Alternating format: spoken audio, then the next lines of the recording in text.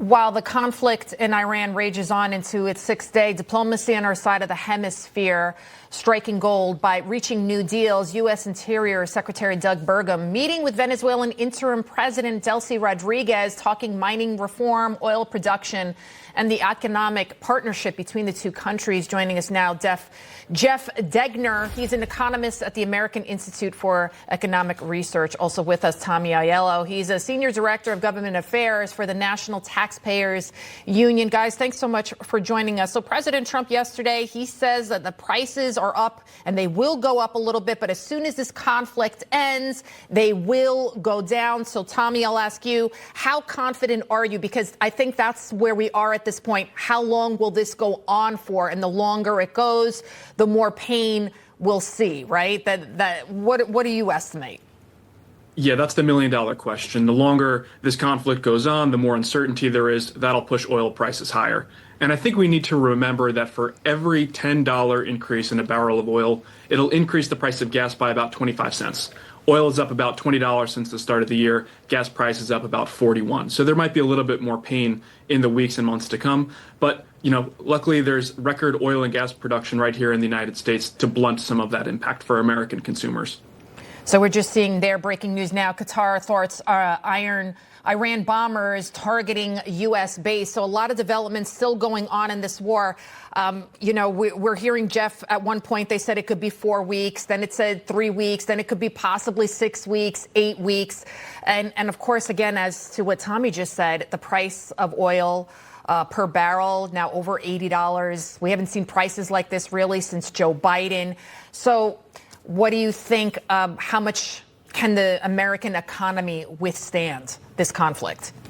Well, Tommy brings up a great point with respect to consumer prices at the pump, but we also want to think about diesel prices because they actually increase a little bit more than your standard unleaded and premium grades. And of course, that will bring impact into the trucking industry, into the farming industry as well, really placing a greater pinch on those shipping companies and farmers. Now, for farming, we also see another key ingredient that comes through the Gulf of Hormuz, which is liquid natural gas. Natural gas is a main component in ammonia production, which goes into fertilizers. So there's a little bit of a chain reaction that takes some time when you see increases in prices for natural gas to hit consumers at the grocery store. But nonetheless, that's another price to keep our eye on. Natural gas, it actually spiked by about 46% right after the outbreak of the conflict. Venezuela also playing a role when it comes to our fossil fuels. President Trump writing this on Truth Social. Delcy Rodriguez, who is the president of Venezuela, is doing a great job and working with the U.S. representatives very well. The oil is beginning to flow, and the professionalism and dedication between both countries is a very nice thing to see. Tommy, the fact that President Trump is so pro-fossil fuel, compare that to Joe Biden, who on day one of his administration shut down that Keystone pipeline and wanted to go green this and green that. And we know that fossil fuels is a more safer, surer way to stimulate the economy.